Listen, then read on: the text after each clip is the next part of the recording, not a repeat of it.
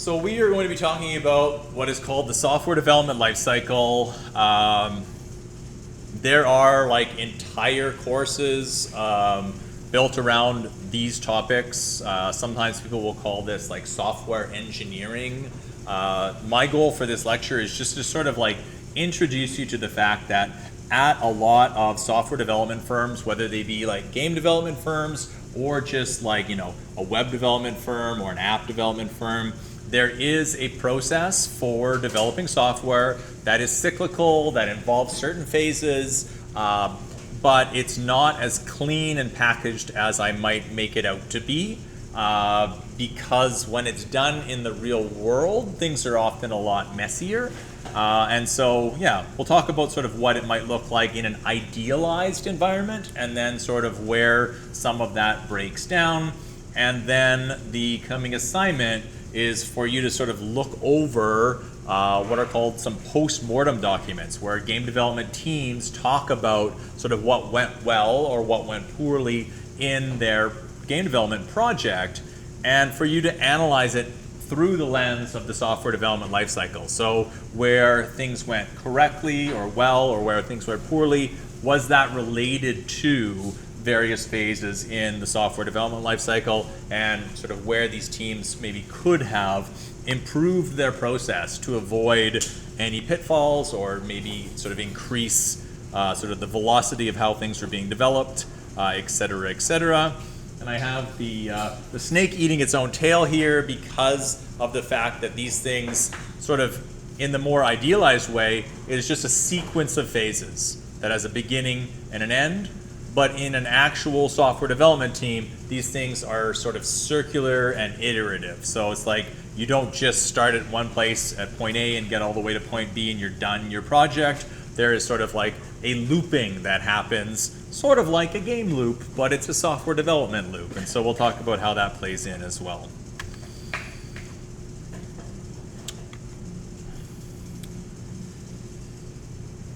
In the early days of software construction, things were a lot less structured. The complexity of the software being built in the early days of both game development and software development, the projects were just much smaller, right? And that was because of the limitations of the hardware. And so you often had very small teams, sometimes just like a single developer, sometimes a single developer who was also doing the art and sound. And a structured approach wasn't as required because there was one person that often had the entire project in their mind. They had a vision for what they wanted to build. And again, because the level of complexity wasn't really high, they were able to execute on that. And that's not to say there weren't big sort of failures of software development in those days. You still had burnout, you still had projects that weren't shipped on time, you still had projects that were never completed, but you didn't need as much of a structured approach when the team was a single developer. As software has gotten more complicated, as our hardware has been able to support more things, and also sort of as like users and players have started to expect a higher level of complexity in the things that we build, you just end up with more of a need for a structured approach. One, you're going to try to identify complexity up front and account for it, plan for it. Another one is you're going to try to effectively make use of a team. There used to be this myth in software development that you could just scale how quickly something could be built by just adding more team members. So you could say like, oh, when we have one developer on this team, this is a 6-month project. But with 2 developers on the team, it is now a 3-month project. And with 3 developers on the team, and there was this idea that you could just sort of like multiply your developers, and that would like halve or quarter your development time. But it doesn't actually work out that way. It doesn't just linearly scale. You can't just double your speed by doubling your team size, because of a variety of things. One of them is communication, right? Another one of them is the fact that you're now going to have people that are blocked by other people's work. And so you have people waiting on the completion of other people's work. And so, again, having a structured approach up front, you will hopefully be able to sort of better make use of your team collaboration. And the whole goal with the structured approach is to reduce the complexity, to increase the collaboration, and then hopefully get a sort of more consistent and quality project out the other end. So today we're looking at a very high level, sort of what the software development lifecycle is. We're going to be able to look at the various stages of it and try to appreciate the importance of each of those stages. And yeah, basically see it as sort of like the journey of a software project. And the truth of the matter is these days, like especially in the game development world, there's often no end to the project. Like when you ship a game, that used to be the end of the project. You would like burn it to a physical media, like to like CDs or to a cartridge, and you would deliver that to the player, and you'd be done, right? There's no patching a console game in the old days, at least. These days, you deliver a game, and that's just the beginning of that game's lifetime, right? There's going to be DLC, there's going to be fixes, there's going to be patches, there's going to be live services, there's going to be a whole bunch of other things that are associated with the game, and that isn't really covered by this sort of, again, idealized view of the software development lifecycle. So just also take that into consideration, that when you ship a game these days, that's not the end, that's often just the beginning of the next phase. And then what I said earlier is that this is also like an iterative cycle. And so often what you will see on teams is you will see that this entire process gets played out in small sprints. So instead of having like a 4-month cycle where you cover the entire software development life cycle, you might do 2-week small iterative versions of that cycle and build a small working thing, like a small prototype for your game. And in those 2 weeks, you may have gone through the whole of the software development lifecycle, but you're not done yet. You've just built the prototype. And then you do the whole software development lifecycle again for sort of the next phase of the prototype. And you sort of loop on that over and over and over with this idea that you're like planning, building, testing, planning, building, testing, planning, building, testing. Ideally in the game development world, that testing involves players, right? That you're actually doing play testing to see if the game is fun, to see if the game is understandable and intuitive, and to get feedback from your players on what they like or don't like about the mechanics or the game in general.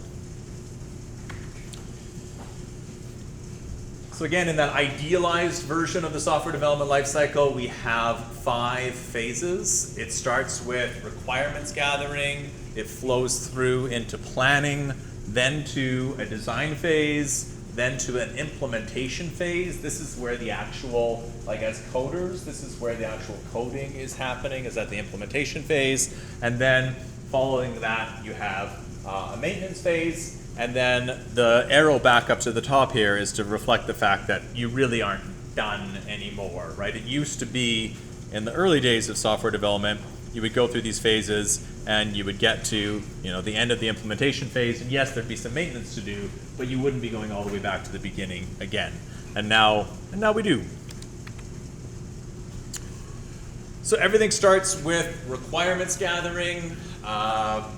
This is where you're just trying to define, like, what are we building?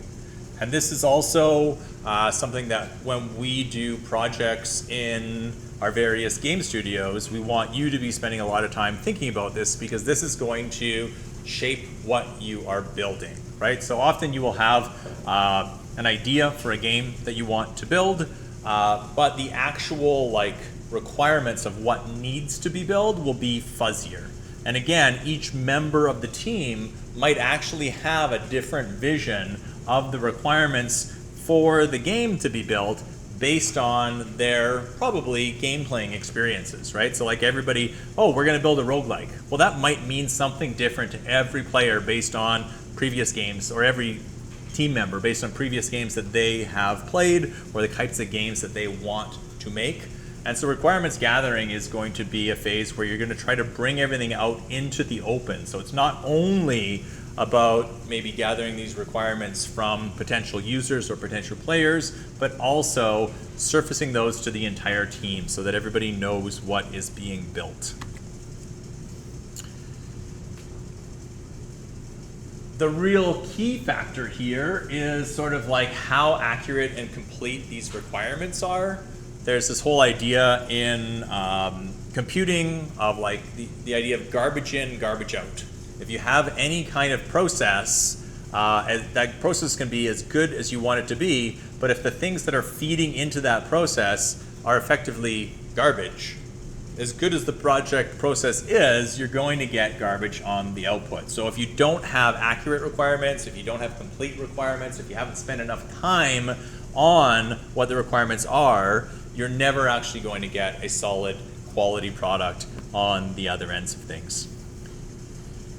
There are a number of techniques that we can use to gather requirements, and here you sort of have to almost put these into two boxes. Like, are you building an app? Because some of what you'll do in the game development world is you might be tool builders, right? You might be building internal tools that the team is going to use. Like maybe you're building a level design tool. Maybe you're building a tool inside of the engine that you are using, but a tool that's only going to be used by your peers on your team and not by the end player. In those cases, it's sort of like you're doing more like classic software construction. Your end user is not a player, it's a user, maybe somebody that you work with. And in those cases, we have techniques like user stories and use cases and interviews that allow us to like gather what actually needs to be built.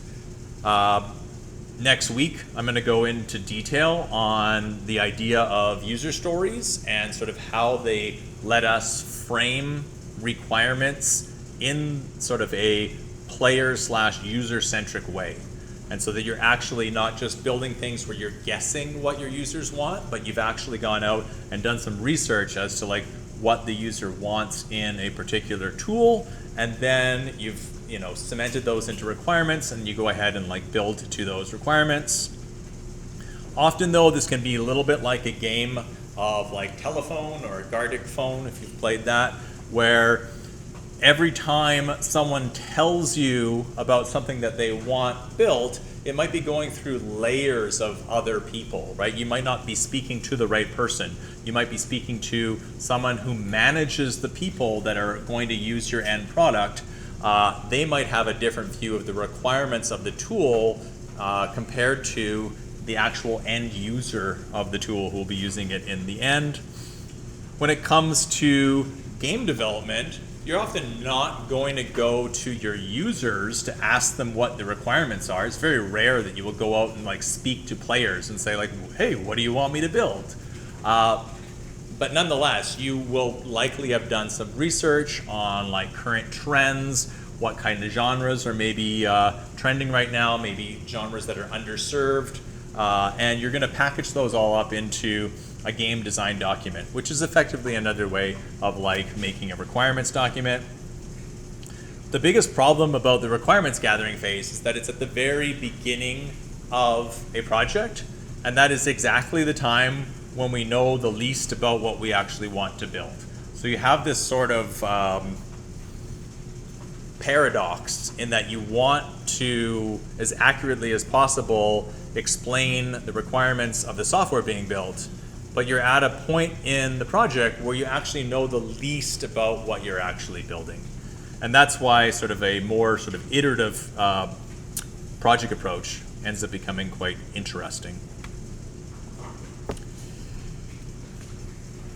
Okay, again, we're going over these at a pretty high level, so you can sort of imagine you've done all your requirements gathering, you have an idea of what you want to build, you've either gone out and you've talked to the end users of the tool that you are building and figured out what they want, or you've sort of conceptually come up with a design document that lays out the game that you wish to build. You now have to actually go ahead and plan for how this is going to be built. And so after the requirements phase comes a planning phase. This is often done more at sort of like a managerial level, although, you know, within Game Studio, you play all of the roles, right? So when it comes time to doing a Game Studio project, there's not a manager that's going to come in and like figure out all the planning for you. As a team, this is what you need to do next, right? So you've come up together, you know what you want to build, and now you have to say, okay, we have 3 weeks or we have 2 months, and we need to build this thing. How do we actually do that? How are we going to split up these requirements and sort of focus on specific tasks that need to be done? These tasks need to be assigned to the individual team members to be completed. And then you also want to sort of set up milestones of like, here are some sort of mid-project goals. We hope to have these 12 features done by this first milestone date. We hope to have the next 20 features done by a second date. You don't want to try to say like, okay, we have 20 tasks and we need to get them all done by the day that the assignment is due, go, right? Because in the end, you're gonna sort of be crunched at the very last minute. And I don't know about all of you, but I need a little bit more pressure to be motivated to do work. Who finds they do better work when there's a deadline looming? Or maybe not better work, but like who feels like they do more work when there's a deadline looming, right? And so milestones are the way of like introducing a bunch of new deadlines to almost like force yourself or trick yourself into more rapid development. Because if you only have the final due date or the final delivery date for a product, it can be really easy to just feel no pressure. Oh, we have a lot of time. We can do all that later. It'll all come together in a few weeks or whatnot. But if you have a milestone that's every week, every 2 weeks, you've got this continual pressure to deliver, and usually there's some social pressure with that. And I find that's actually the reason why due dates are effective as a motivational tool, because if you don't hit a particular due date, there's usually someone that you're letting down. So there's this social pressure. Like it might be your team, it might be your teacher, it might be yourself, right? Like if you don't hit this due date, you're letting someone down. So by putting milestones into a project, you can sort of have these artificial due dates that force you to be more productive. At the planning phase, there's also going to be often sort of a breakdown in terms of the ideologies of project management. In the sort of quote unquote old days of software development, things were done in what was called the waterfall style. And now teams tend to work in what's called an agile style.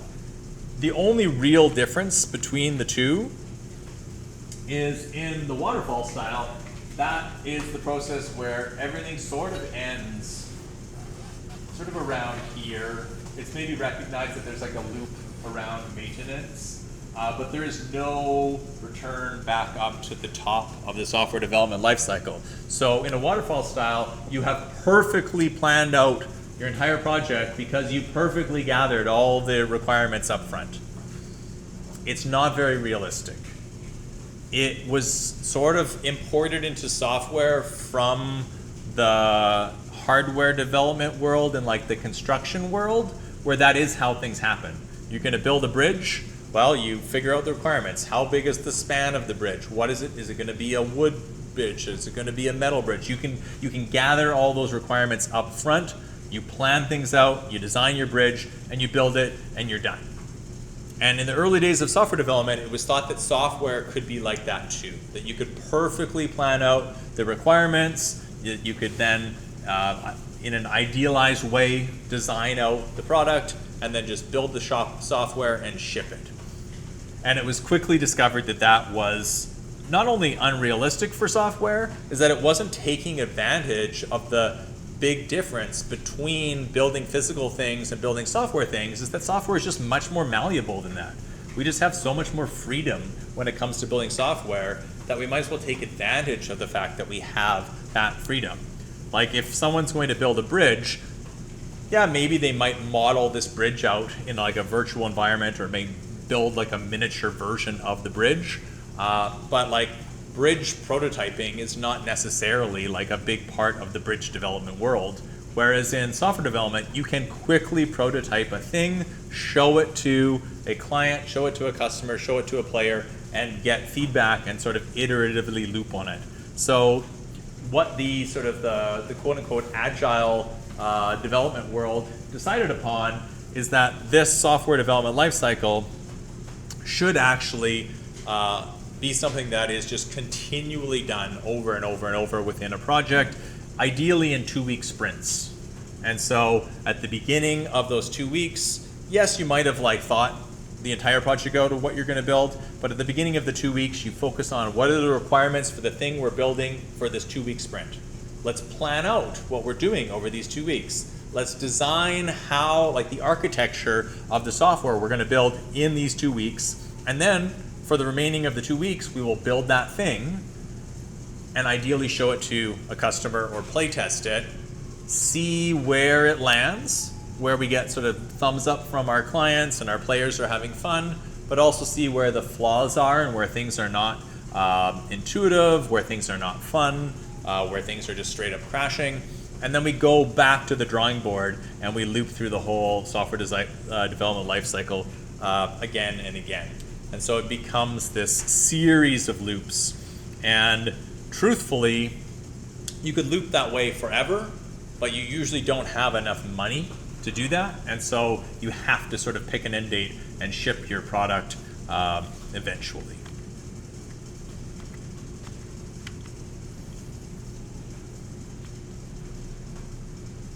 In the game development world, there's a lot of sort of jargon and words placed around different development milestones. These used to be a lot more, like the dates associated with these used to be a lot more set in stone when you were actually shipping physical software products. But we still do use some of these terms for various milestones. You have pre-production, you have the building of a prototype, you have quote unquote what's like a first playable, which is exactly what it sounds. It's like you have an actual playable thing. It's not anywhere close to a game, but you have maybe a character moving around in an environment that will eventually lead to what's called a vertical slice. And a vertical slice is going to look like a complete game, but you'll realize that there's no actual complete game there, right? It's maybe just a level or maybe even just a portion of a level, but it's a vertical slice in that like it's got all the sound effects, it's got all the visual effects, like it's polished in and of itself in this tiny little way. And often it's at that point around first playable and vertical slice that your game could potentially just be killed because you don't get the funding for it, right? There's usually somebody who is putting money into the development of the game that you are building, and if you are not going to impress them at this first playable / vertical slice realm, your game likely won't survive the future phases because it'll just be dropped. If you're doing an indie project and it's just you and a small team and you're sort of self-funding, well, you have a little bit more flexibility at that point, but you probably want to spend a lot of time at this vertical slice phase playtesting, right? You want to get your game in front of players and see if it's worth finishing. So it's you now who's going to have to determine, should we continue on with this project? And that is going to be based on like, are players feeling it? Do we actually have a game here? Is there something fun here? Or do we need to pivot or even stop this project? If you do get past there, we get like pre-alpha, alpha, beta, and then again, this is the more old school idea. It's like the thing that would be burnt to the console or to the CD or the discs would be like the quote unquote gold master. You might still have something along the lines of a gold master, but it's not going to be the master copy of the game for long, because we now live in the era of sort of continual patches and updates and DLC. All right, so you've done your requirements gathering, you've done your planning. There's a phase now called design, which seems like planning, but now it's much more technical. So the planning phase is much more management related. It's looking at like the human resources of who's on the team, who can do what, and figuring out sort of when our milestones are, what we hope to accomplish by those milestones. It's very, very high level. The design phase is when you're actually like thinking about how you're going to technically build the thing. And in game development, this is going to be multidisciplinary, right? So you're going to have artists and level designers that are thinking about how they're going to design their levels and their environments. You're going to have programmers that are going to be thinking about how they want to architect their software. Everyone's going to try to be designing out how they are actually going to build the things that have been planned to be built. And it does often include a lot of doodling, right? This is the phase where you'll have people up at whiteboards and they're sort of coming up with ideas for how systems are going to be built, how systems are going to interact with each other. And again, they're trying to spread that knowledge across the whole team so that everybody sort of understands the overall cohesive design of the thing that is being built. We sometimes use modeling diagrams for this. At the end of this course, we'll spend some time formally looking at UML. Have you done any UML with Dylan? He's someone that likes to bring out UML at times. Have you seen these kind of diagrams before? Ish, yeah? You've seen them just like in general? Or like, yeah? When you were in engineering, were you? Yeah, okay. And where did you see them so far? Oh, yeah. So like these are often like, you'll get like ERD diagrams in database design that often like, and it's usually like, boxes and arrows, right? And so we're gonna look more formally at like boxes and arrows. Like this one is like particularly a database design diagram right here. We're gonna look in this course at what is called UML, which is sort of like how you can map out like class hierarchies. So you want to like build a game and you realize, okay, we need like something that is an actor, that might be a core base class for the thing that we're building, and that is like an item that has a position, rotation, and scale in the world. And then you might have inheriting off that actor class, like a player class and like an NPC enemy class and a projectile class. And you'll start to build up this hierarchy of the objects that you want to build out in your game. And if you want that to be sort of clearly documented and communicated to the rest of the team, the unified modeling language is a way of doing that, a way of actually like diagramming out what needs to be built and showing the relationships between things. So like, is this an is-a relationship or is this a has-a relationship? An is-a relationship is something like inheritance. A has-a relationship is something like, oh, this object contains a property that is another thing. So it's like a has-a relationship. So we'll spend a lot of time at the end of this course talking about things like is-a relationships and has-a relationships and breaking down object hierarchies. And then we'll also talk about the fact that like sometimes you can over-engineer things in terms of object-oriented programming. And in game development, it often is sort of better to build composable systems. And there's this whole argument in both the software world at large and the game development world at small of like composition versus inheritance. Like Jake, you've mentioned this idea before. Do you have, like, where did that come to you? Well, in Godot, this is like very prominently built into like how even everything is organized. Like when you make a new object in Godot, you're composing it out of nodes of various different things. Okay. And usually you're using one kind of node as like the base thing for the entire object, and then that then inherits from the type of node that you make it from. And you can make that its own class, but it's inheriting from that. But it's composed of all these other nodes that you can look into it. Interesting. So it's almost like a hybrid of like inheritance and composability. And you have that in like Unity as well. You have that to a certain extent inside of Unreal as well. Like you have these actors in Unreal, and then you have components that go into actors, and so it's like it crops up in a lot of different game engines. And so we'll sort of talk about the trade-offs between like trying to make the most beautiful object-oriented hierarchy, which never really works out in the real world, and then how we might go ahead and like build something a little bit more composable. So that's the design phase. In games, lots of other design is happening concurrently to that. So the programmers are thinking hard about like the software architecture, while meanwhile the level designers are thinking about how they're going to design the various puzzles in the game. And the artists are building out the characters and the UI and the environment, etc., etc. So there's design happening on all fronts. And then there is the actual phase where you have to get the work done, and things never actually go as smoothly as we think they will. This is where programmers tend to suffer from some hubris. Does everybody know the word hubris? Who wants to give me a definition, a rough definition of the word hubris? Yeah? It's like pride in a way. It's like pride in a way, yeah, but like it a little bit more than that. Where you think you can do it all yourself, basically. Yeah, and you think maybe that like you are faster than you maybe actually are, or more competent than you actually are, that you can sort of do it all on your own. And this is something that like is universally, that I'd say programmers sort of universally suffer from this.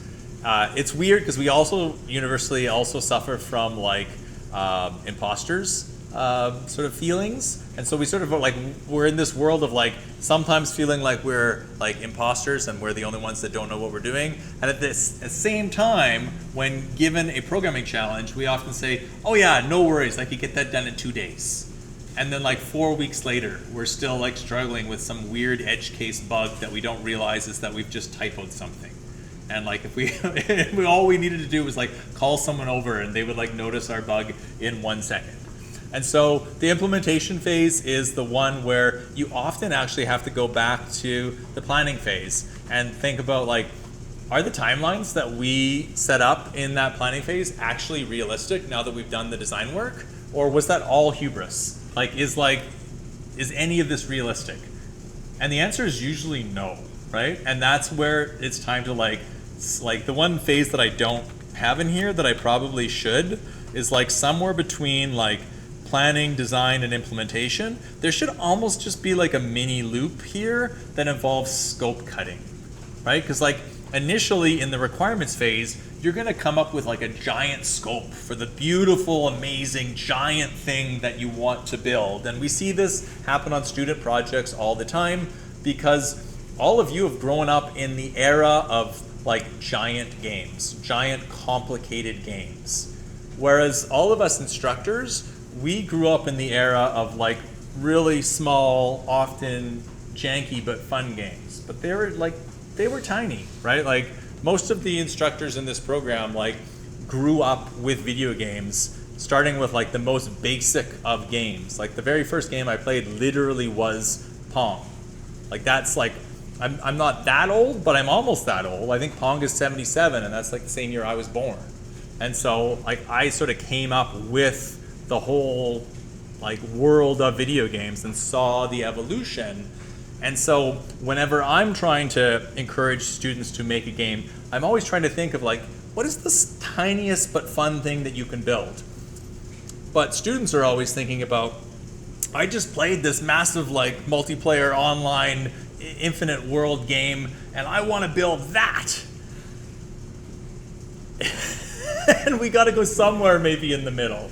Right? You probably don't want to make Pong, but you also probably aren't going to be making like the next massively multiplayer open world game in the confines of a single game studio, right? And so you got to find like where's the middle sweet zone, right? And it's probably somewhere between what the instructors are hoping you're going to build and what you are hoping you're going to build. And that's why there almost needs to be this internal phase here of like before implementing is like, wait, is the scope too big? Like, have we taken on too much? Is this just hubris? And the answer is almost always yes to all of those questions. And then it's like, what do you cut? And that sometimes is hard because there's like, people will have emotional attachments to the things that they planned out and the things that they designed and the things that they really want to build. And you got to sort of put some of that aside and say, like, we need to actually have a successful project, and we only have, like, 3 weeks, 2 months, whatever it is, one term to build this thing. And games these days, actual games, often take years to build. And you are trying to build things, in the time frame of like weeks and at most months. And so like figuring out where scope fits in and where we can go back in and cut requirements, replan, simplify our design, and then actually build a successful thing. That's the tricky bits. And we're getting better at this as like a whole department, because every time a new group of students comes through the program, we sort of learn from all of our mistakes, like the mistakes in how we are trying to structure the courses, the mistakes the student makes, like in trying to build their projects, and like things are, we're getting better at like well scoping these things. So that's the missing piece of this process, is that before you get to the implementation phase, you should be thinking about scope.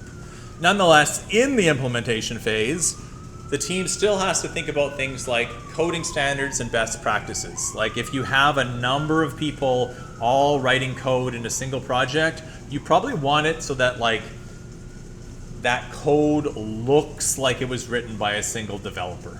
It doesn't have to be all completely uniform, but you don't want one person coding in one sort of completely extreme style and then another person coding in another style, because you end up having then like pockets of knowledge where you have like certain people that only understand this part of the project and nobody else wants to touch it because that's so-and-so's domain.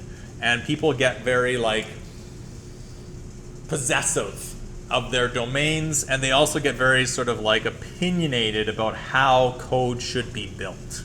And sometimes it can be really small things, like opinions on like tabs versus spaces, or like where the braces go. Like, is the brace on the same line as the for loop, or is it on the next line? And as a team, it's important to sort of get that all out of the way at the beginning. Like, what are the coding standards we're going to adopt as a team, so that we don't, that's like 3 months in, we're not still arguing about like where the braces go, because it's a thing, right? And nowadays, the nice thing is that there's tools that'll just do the formatting for you automatically, and you can just pick a team style. And like, even if you want to have a different style when it's on your computer, you can have a Git hook that on commit reformats to the team style. So you can have your own style on your own dev machine. It can look however you want, and then on commit, it could just be insta-formatted to the team style, and everybody's happy. During implementation, this is where like concepts like pair programming and code review become crucial. Pair programming is not just good in terms of like motivation and having two people, sort of like two brains on a problem at the same time, but it also helps avoid that problem of like, that's so-and-so's domain. The only person who understands the networking system is the person that hasn't slept for 12 years because they are the only person that understands the networking system, and it keeps crashing or something like that. If you do pair programming throughout a project and you're sort of spreading the knowledge, then hopefully everybody has some ownership and some understanding of all the different aspects of the software. Now, it's not realistic to expect that everyone would know everything, but it's better than having like little mini domain experts, because someone might in the middle of like a project in industry get a new job. Like, what if that person who was the domain expert on the network system leaves and they weren't so good about commenting their code, and now nobody understands that code, nobody wants to touch it. Yeah, if you talk to people in the game development world, in industry, they will tell you about like parts of their code base that literally nobody will touch. And because of that, they just sort of like tiptoe around that, or like they make their game work in spite of the fact that nobody knows how this part of the engine or the game actually functions. Which, yeah, is a huge thing. The thing that we leverage in this program is, of course, actually having an engine. So in industry, you still do have shops with custom engines, and you'll end up getting like the most unique games out of shops that have unique engines. because if you're working with an engine like Unity or with Unreal or even Godot, they'll end up having like a feel. Like you can look at a game and you can say, oh, that seems like a Unity game. That seems like an Unreal game. I don't know what Godot's feel is. Does it have a feel? Does it have a look? It's hard to say because there's so many different kinds of games. I haven't played like a ton of video games, but there's a lot of different, like, it can be like a RAM or like buckshot roulette was made. Okay. Like it's pretty crazy. And Unity, like, yes, there's certain looks to Unity games, but it also, like, there's just so many indie games that are happening in Unity that you do get a lot of variety. Unreal, I find, like, you can sometimes just look at a game and say, like, that just looks like Unreal. And maybe it's like the way they do like motion blur. Like there's just like there's a look to it, right? And you almost like when you're working in an engine like Unreal, you usually almost have to make some decisions up front of like how are we going to like subvert the look and feel of this engine so that we don't end up looking like yet another Unreal game. Yeah. Just like to say, Notch, who made Minecraft, said, no, you're not a real game developer if you don't use a custom engine. I mean. That's one of his tweets somewhere. Oh, really? Okay. I mean, again, like having grown up with video games, like what used to happen is like game developers, usually solo, would make a new engine and then they would recruit a team and they would build a game around that engine. And that used to be like the process of how games were made. And you would get really distinct different games out of it because the engine would be like this like unique thing that would sort of like leak out into the game. The things that the engine was good at and not good at would sort of become part of the game itself. And then like the team would ship that game and then it would be time to build a whole new engine so you could make your next game, which is wild to think of that as that used to be the process, because now it's often like, which engine are we going to use? It's going to be one of the sort of the top names, or like a lot of the AAAs have their own internal engines or whatnot. But yeah, it just was a very different world. And there are teams. Like, what are some teams right now that you know of that like use their own custom engines? Like I know like the Hades and Hades 2 team. Like what is that team? What Supergiant? Like they like starting back with like Transistor or before that, they had their own custom engine that they've probably been working on throughout, and it shows in their games that it's like this is not visibly identifiable as like a stock engine. Big one's Moida. Sorry? Moida. Yeah? And That one is like, they made an engine so every single pixel is simulated. okay, that's incredible. It's a roguelike dungeon. It's like a procedural generated that every single pixel is like. It's like the falling sand kind of idea, right? Yes. I've seen lots of demos of that. And again, you probably could not accomplish that in any stock engine because of like the simulation overload. But if you build the engine from scratch, and from scratch you had this idea that every pixel is simulated, then you can build all these interesting games around that. Space Engineers 2 is doing, they had to remake their whole engine because they want to do vector, essentially actual water in the game running real time on a planet. Between 1 and 2, they've decided to build their whole new engine? Yeah. Wild. So Okay. they're keeping one the same. Okay, yeah. But like 4.2, there's step 1 is make a new engine. We'll update their old engine Okay. so they can use volumetric water Okay. working with everything. That's very cool. Yeah. Larian Studios, which just made Baldur's Gate 3 like 2 years ago, like just released it 2 years ago. Yep. They've been working on their own in-house engine specifically for CRPG style games for like I think over 20 years. Wow. Like Okay. they've been iterating on it for actually like over a decade. That is, yeah, I mean, it's really interesting because like more and more shops are going to this idea of like picking one of the known engines, but you do see like the most unique games come out of like a non-standard engine. Like I just saw up on your Steam there, Balatro. They use Unity. They use Lua.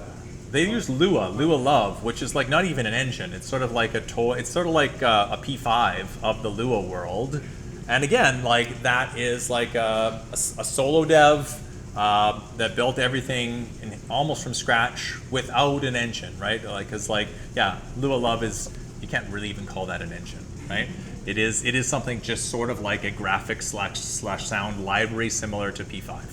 So yeah. Anyways, it's interesting that that this is the space we are in.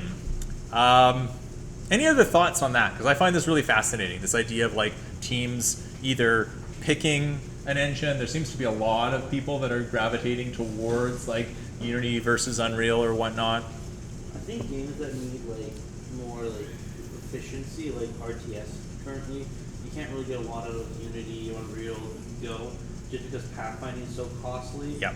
And they're usually on performance, so a lot of them are switching to custom instead. Yes, like in Unreal Engine, we've often had students that are like, oh, we want like a horde of zombies, or we want like, and it's like, and Unreal has a like built-in character movement controller that you can put on agents and have them walk around and do pathing, but like beyond like 100 agents, your game is just suffering in terms of performance at that point. And so you just can't have the hordes that you might want in like an RTS kind of game. I know a company called Stormgate, their game blew up, 50 players left on it. They essentially remade a whole pathfinding system that's like a layer on top of Unreal. Okay. So they kind of made a custom thing completely from... And that is another thing you can do, is like you can take a stock engine, take out the pieces that are not efficient, and slot in your own new versions of things, and in that way you're sort of customizing, and so you're leveraging what's there and then maybe adding your own flavor to it. Is anyone, almost a big aside here, anyone read the book Tomorrow and Tomorrow and Tomorrow?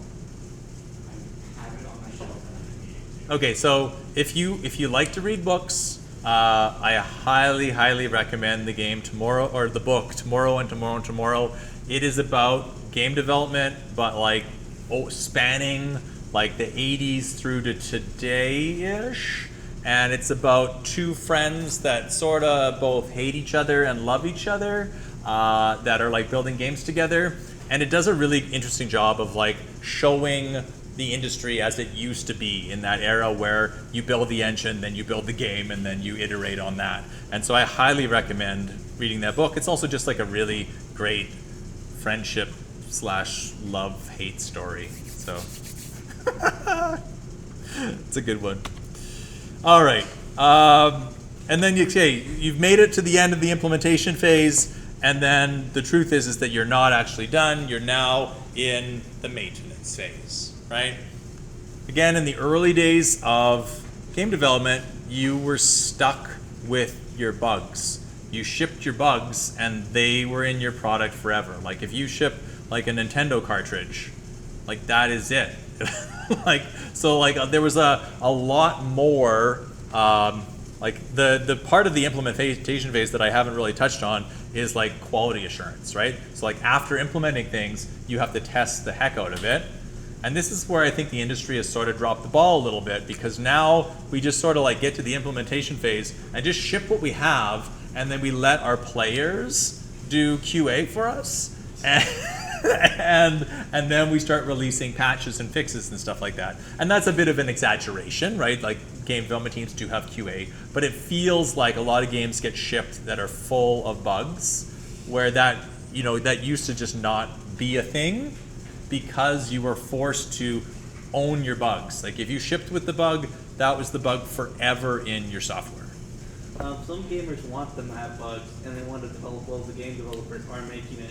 I mean, then they complain about it not being a finished game right after. I mean, it's a double-edged sword, and like there is something great about showing off early work to players to get them to play test it and to build community and to build buzz. But there are a lot of games that get to like their final shipping date, and it's still full of bugs. Earlier this year, when Chapter 3 of the public playtime, Chapter 4 came out, Okay. there were so many bugs. They had months of just patches. They had like an AI part of it for the army sequence that was not working like at all at one point, or worked really badly.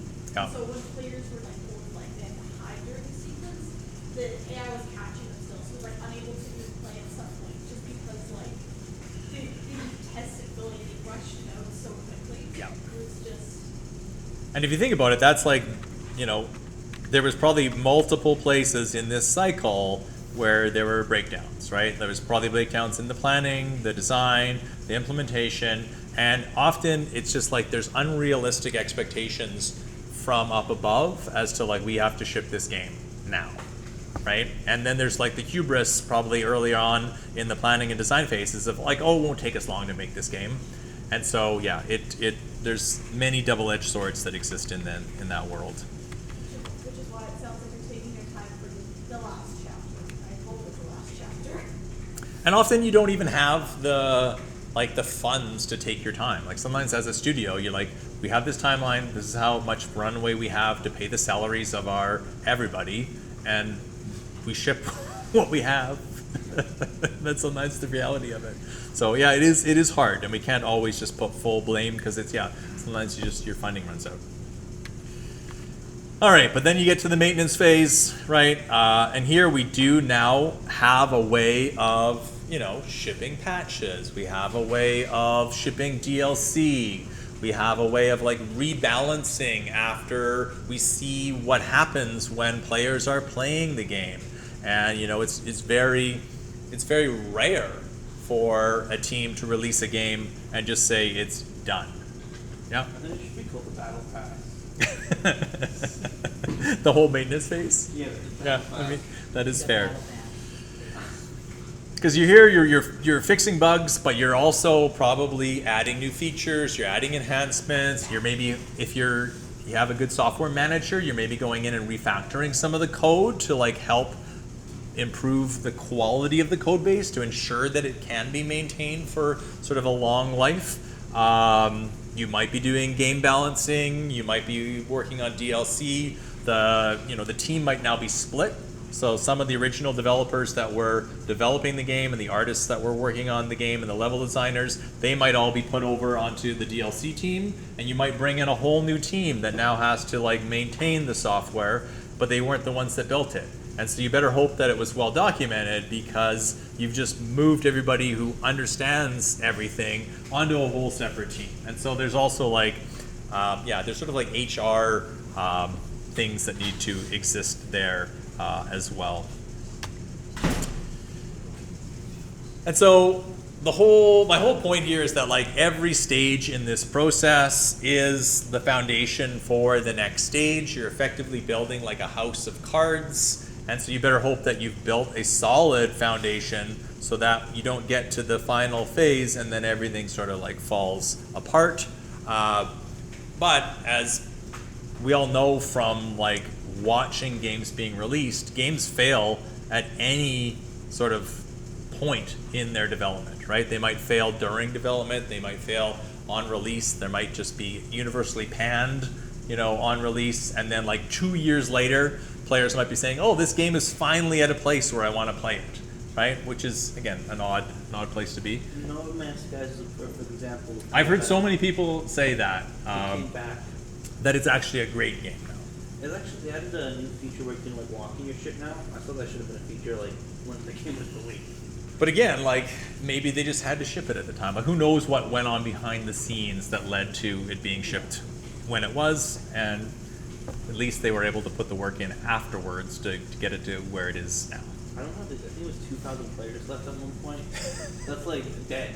Like Yeah, absolutely. Went back to like overwhelming positive, almost 100% positive. Now, Yeah. which is wild, but I guess that speaks to the fact that probably like way back in the planning phase, like they should have been, the runway for that game should have been way, way, way larger, or the scope should have been cut so that they could have like shipped a polished small thing and then spent the subsequent 2 years like adding features. honestly, I didn't even know what they needed to do for the game. And sometimes that's it. Like sometimes you don't actually know what your game is, and that is another way that a game fails, right? Like you think you sort of know, and then you realize you get to the end of it, and you're like, "There's actually no game here." Oh no, that's a problem. All right, so where are we here?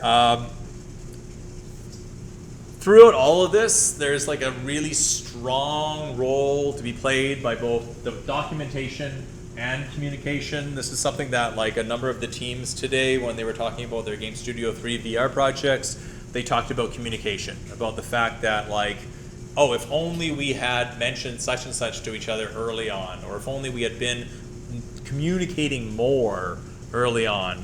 And so this is something that I want all of you, you're all going into Game Studio 1 group project soon, right? When does that start, like right away? That was today. That was today, so like kicked off today? So do you have your teams? Yep. And how big are these teams? 3 or 4. Okay, so that's a great size. And so what I will say to all of you is that, like, talk to each other, like all the time, and not on Discord, like face to face. Talk to each other, because sometimes I'll talk to teams, like because I usually am a part of Game Studio 2, 3, and 4. And I'll talk to teams, and they'll say like, we have like a Discord channel, and we've sent each other like thousands of messages. And I'll be like, well, why do you still not know what you're building? Like, what were those 1,000 messages? Are they all memes? Like, you have to stand here, and I'll sometimes bring the teams, and I'll bring them up, and I'll be like, you have to look at each other, and I'm gonna step back here, and I want you to talk. And like, it sounds silly, but it's also understandable. There is a personality to all of us in programming where we are not the most extroverted of people. Who is an extrovert in this room? We have Jake.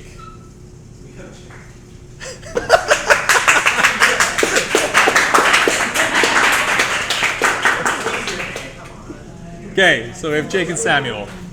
I am an ambivert. Like in class, I can put on my like Kyle show, and I also can go out to social functions and I can get energy from human interaction, which is like the classic extrovert thing, that you actually gain energy from interaction. But I can also go into modes where I'm like an introvert, where like it can be very draining to, so I get it.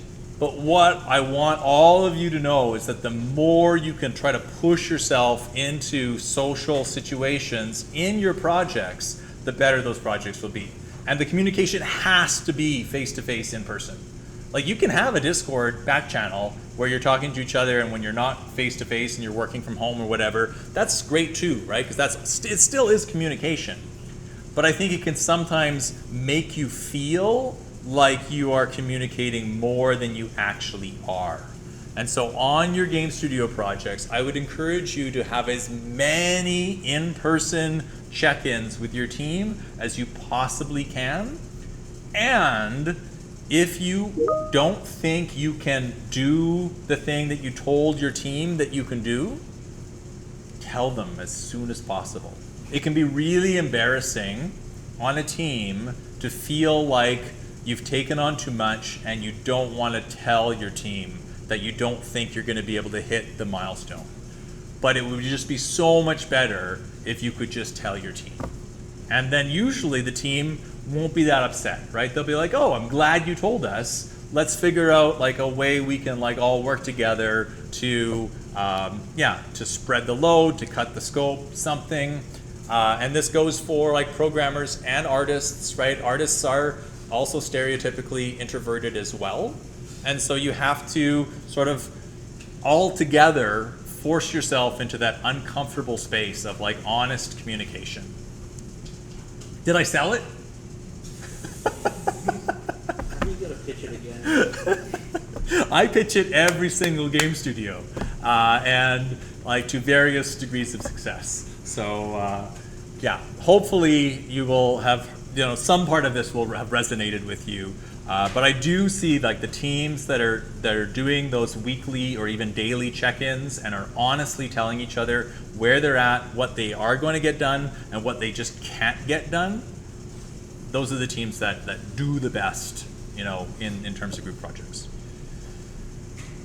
Documentation is another part of this, right? And like developers always sort of hate the documentation side of development because we're coders. We want to be writing code. We would rather not be writing prose. We want to write the code, but like, again, the documentation is important. Game design documents are important for communicating to the team what you're actually building, what the vision of the project is, what the lore of the world is, so that everybody has a collective vision of what is being built. So again, make sure that you are documenting and communicating. If you don't pay enough attention to any one of these stages, you will have problems. You might have misaligned expectations, right? This might be misaligned expectations between different members of the team. This might be misaligned expectations between someone you are building software for. So often what happens on a team is that like you'll notice that artists are doing some kind of repetitive task, and the programmers might say, oh, I can build you a little tool that'll make your workflow more efficient. But if you don't fully understand that artist's workflow, you might just build them the wrong tool, and then you've wasted everybody's time. You might end up with a flawed design, like you might just have not spent enough time thinking about how to design the software, or even how to design your levels, so that you actually end up with a flawed design. And then all of this is always in real life tied to costs, right? The only cost that we have in our game studio classes is time. And that's why it often feels like there's so much time and that we can get everything done. I want you also on your game studio projects to think about as if you have a complexity budget.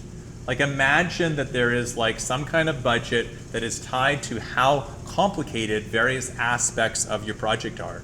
And every time something is added in the planning phase of your project that sounds complex, you got to sort of reduce that complexity budget.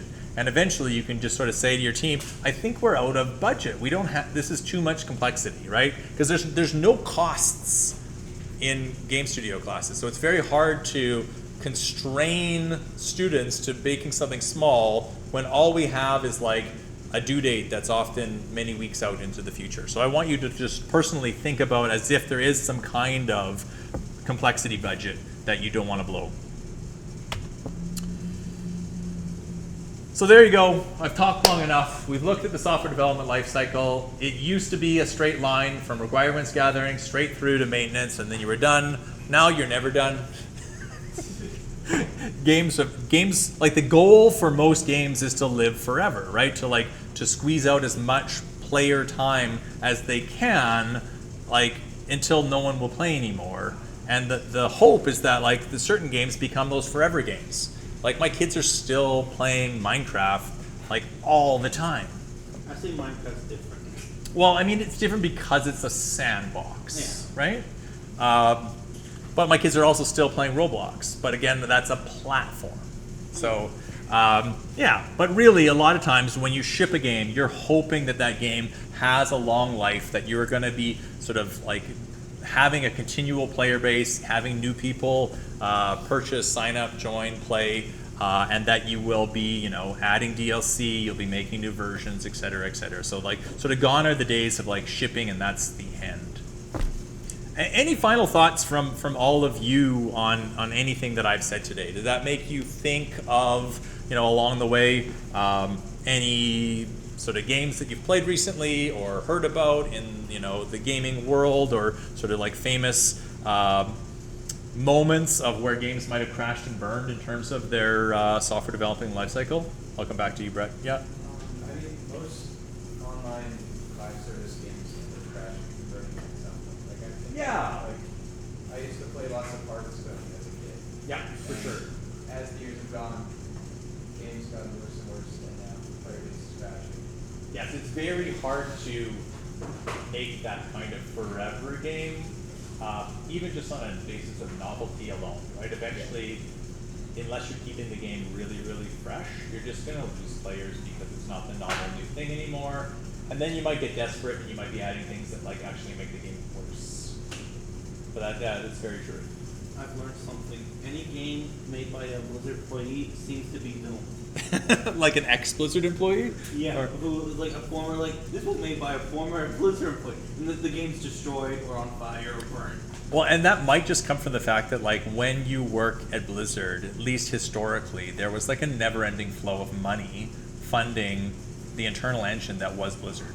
But And so you might have an unrealistic view of how games get made. they're like I say AA graphics, everything. Yeah. But they just explode. I mean, think one there- got there's 30 a research million paper there. Someone got $30 million to film it. Yeah, I mean that is absolutely fair. Anyone else? Any final comments or thoughts on? Yeah.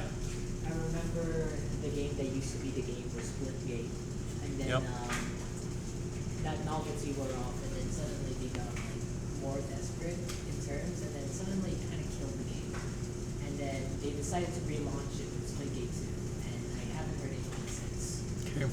And that, I mean, that is a common sort of theme of games where they were sort of hoping for it to be, you know, long-term play, but they sort of kill it themselves through bad decision making. And often, like, again, like the original team that built that game might not even be there anymore for all we know, right? Often, like, if it's a larger studio, you get shuffled around, you're put on the new thing, you're put on the DLC.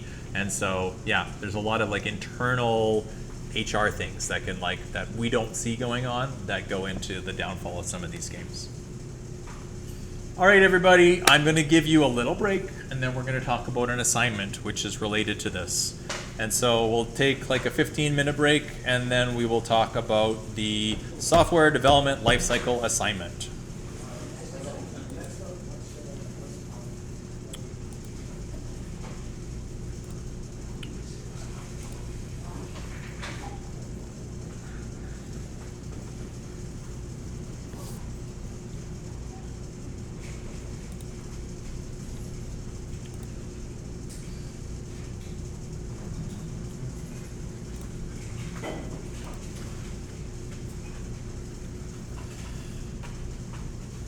All right, so we are officially past the halfway point of the term. This is us right here, software development lifecycle. Next week, I'm going to be talking a little bit about requirements gathering. We are going to have a small quiz. It's the very last of the mini quizzes next Friday, and it's just going to be on what was covered today. But again, you know those mini quizzes, they're just like read over the notes and you'll have questions that are pulled directly from said notes. And then the post-mortem assignment that I'm about to go over is going to be due not next Thursday, but the Thursday after, which is October the 30th. And that is so that we can have presentations on the 31st. And so the one thing I haven't done is I haven't added in anything about the presentations yet in the assignment.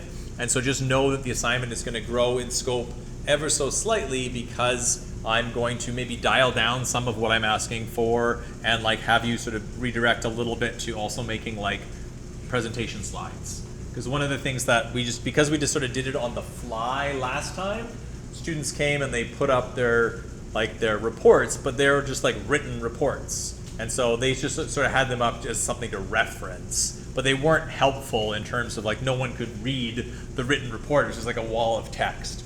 And so I thought this time around, I might sort of scope down the written report and maybe scope up this idea of having some presentation slides and focusing a little bit more on having you present the ideas that you found in these postmortems. Okay, so I'll talk about the assignment in and of itself.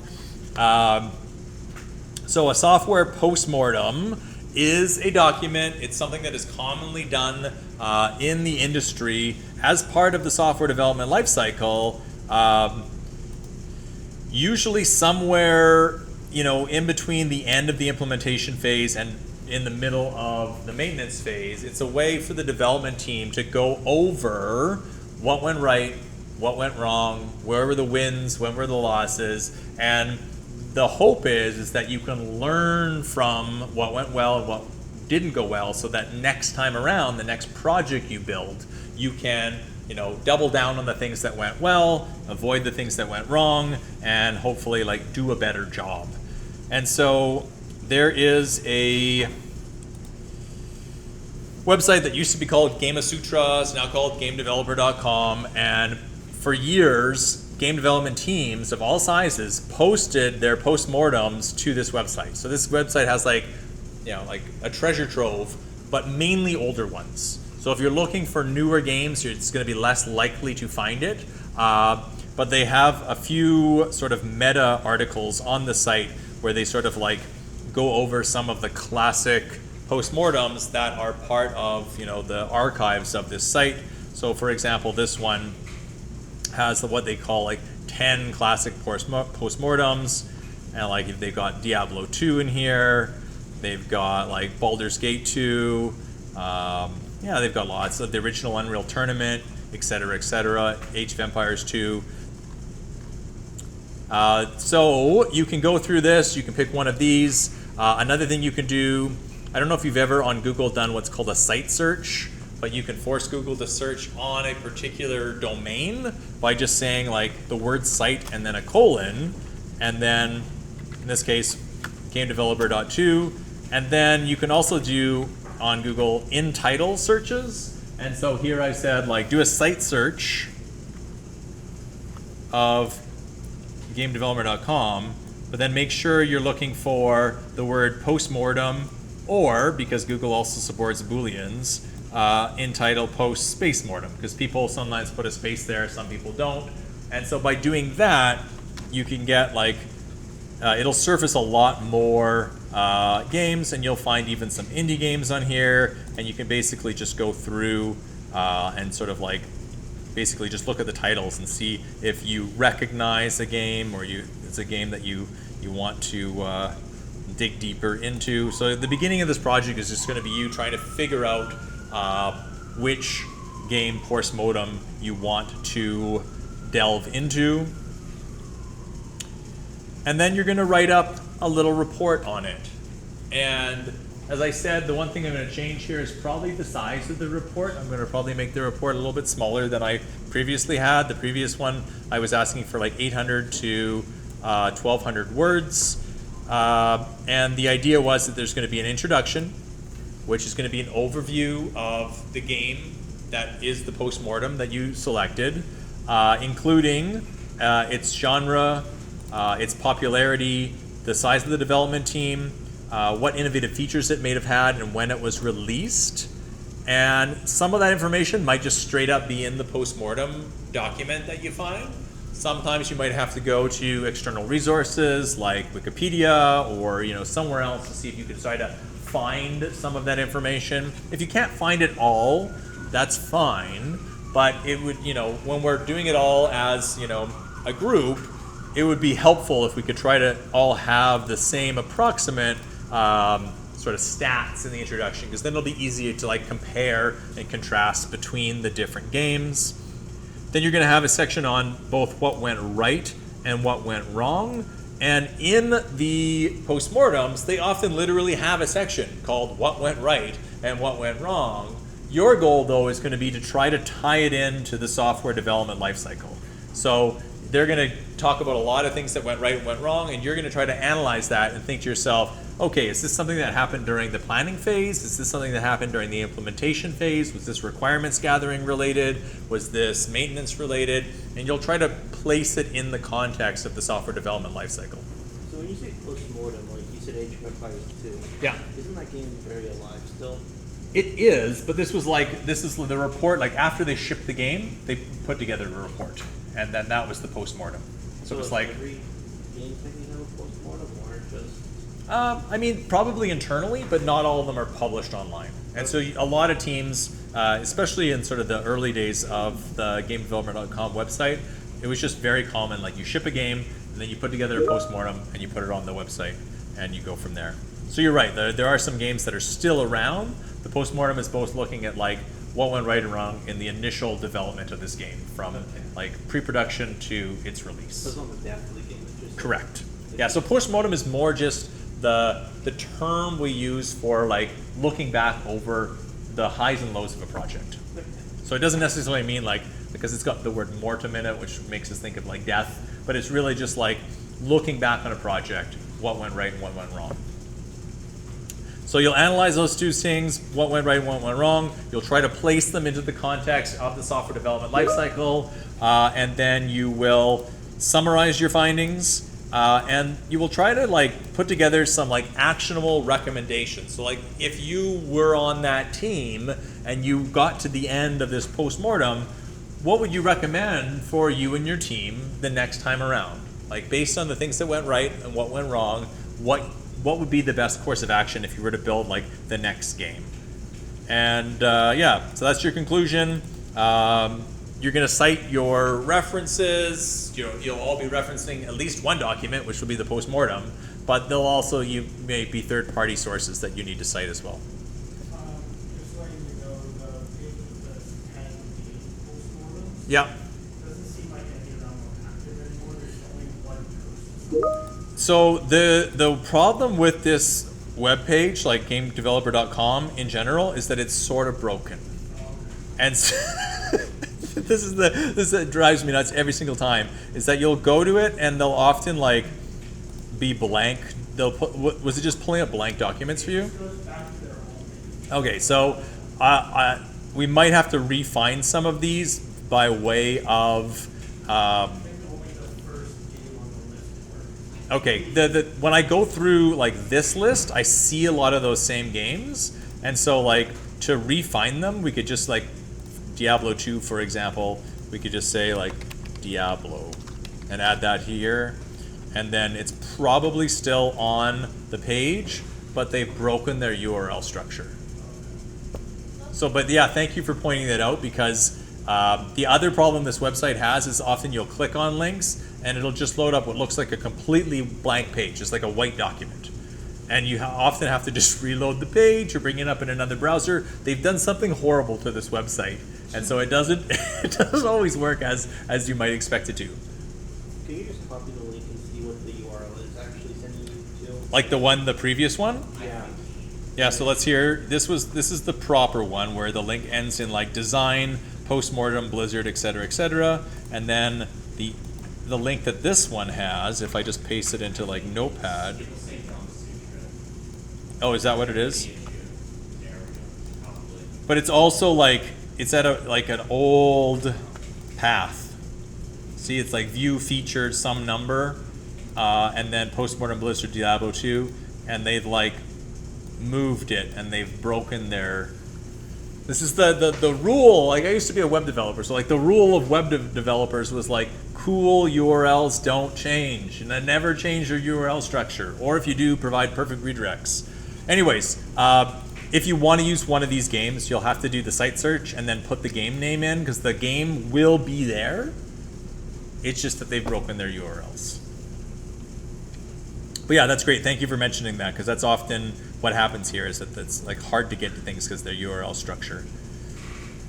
So I linked in here as resources. I did link to that 10 seminal game postmortems, but like here again, like note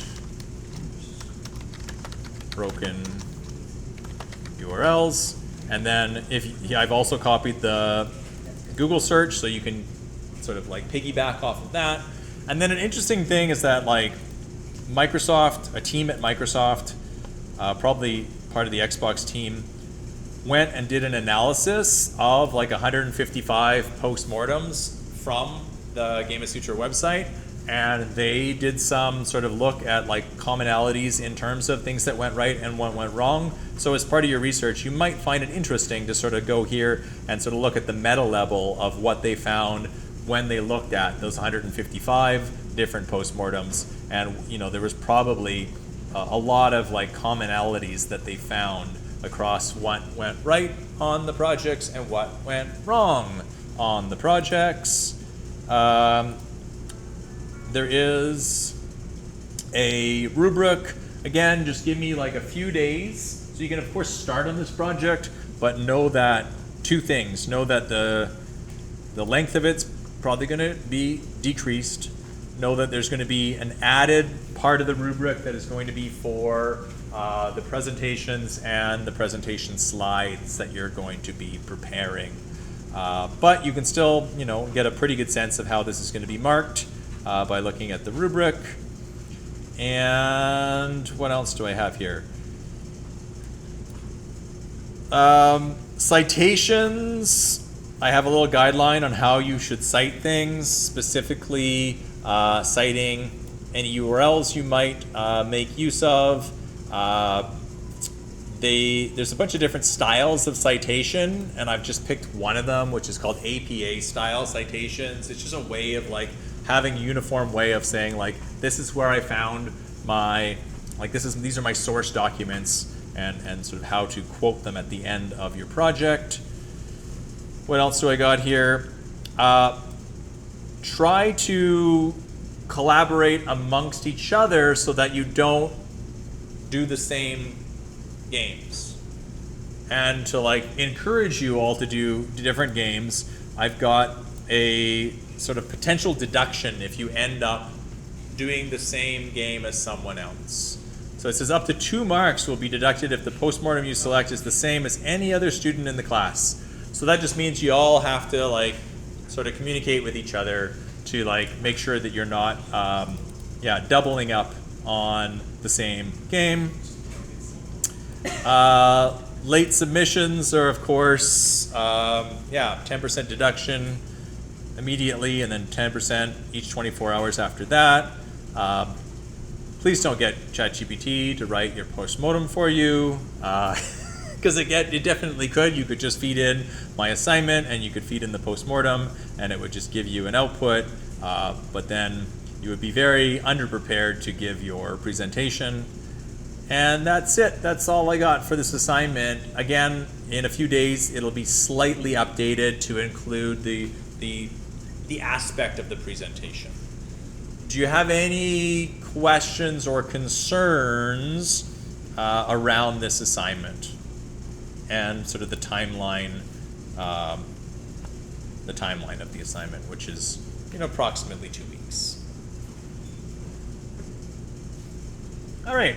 So again, you might find some newer games on GameDeveloper.com, but more likely you're going to find that most of these postmortems are more for like older classic games, and so it might be a little bit of a historical deep dive for you as well. Thank you all for coming to class again on a lovely Friday afternoon. You are free to head out into the beautiful weather that is outside right now, and have yourself a great weekend, and I will see you again next week.